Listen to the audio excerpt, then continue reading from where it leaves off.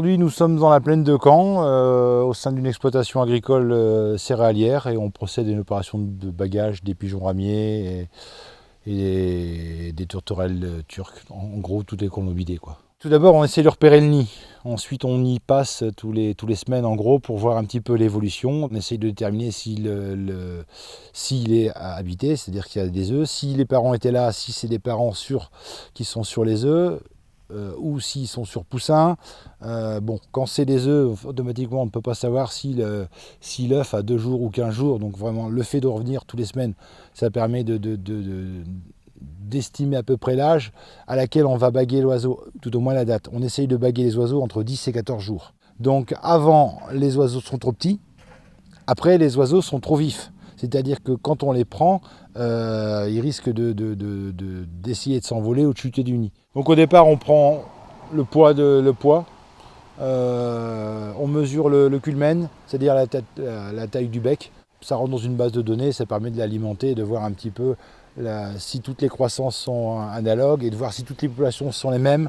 On mesure le tarse aussi. Certains prennent une plume qu'on conserve dans de l'alcool. Ça permet de voir un petit peu les isotopes et de voir un petit peu derrière, quand les oiseaux sont prélevés, d'avoir une carte génétique pour voir un petit peu d'où proviennent les oiseaux. Parce que nos oiseaux, une immense partie reste chez nous, en Bretagne, ils migrent à courte distance, mais on a un petit potentiel d'oiseaux qui peut aller dans les Pyrénées ou en Espagne, voire au Portugal.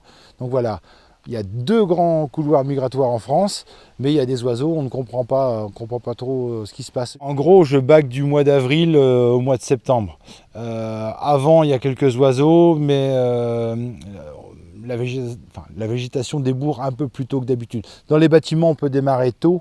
Bon, quitte à faire un déplacement, à prendre 2 heures ou 3 heures pour faire le tour, on fait l'ensemble. Donc on attend vraiment avril-mai, que ça soit bien couvert et qu'on puisse trouver des oiseaux sur le nid. Sinon, quand il n'y a pas de feuilles, ils ne se mettent pas à faire leur nid dans des arbres dénudés, quoi. Même si les nids sont très sommaires, ils veulent quand même être à l'abri des regards. C'est dans le cadre d'une opération nationale qui initialement servait à estimer le succès reproducteur du pigeon ramier. Et puis derrière, de voir un petit peu le taux de survie et la dispersion de ces 10 pigeons. Aujourd'hui en France, on a des gros effectifs sur le bassin parisien et autour des villes, des oiseaux qui migrent pour partie. Donc voilà, c'est une espèce qu'on connaît de mieux en mieux. La science évolue, les balises, les oiseaux peuvent être équipés de balises maintenant. C'est très onéreux. Et on essaye aussi au niveau local de voir un petit peu où les oiseaux se dispersent de par les retours de bac. Pour la Fédé, l'intérêt premier, c'était de voir un petit peu la dispersion des animaux et de voir si on était dans les normes au niveau du taux de survie. C'est-à-dire qu'au niveau national, on va simplifier, il y a 2 nids sur 3 qui avortent. Alors soit les œufs sont prédatés, soit ils sont abandonnés, soit c'est les poussins qui sont prédatés, soit ils chutent du nid. Donc voilà, en gros, il y a 2 nids sur 3 qui n'aboutissent à rien. Donc on va aller voir si on a à peu près les mêmes proportions. On s'aperçoit que dans les sites où il y a vraiment une régulation comicide des prédateurs et des aménagements faits pour les pigeons, le taux de réussite est supérieur.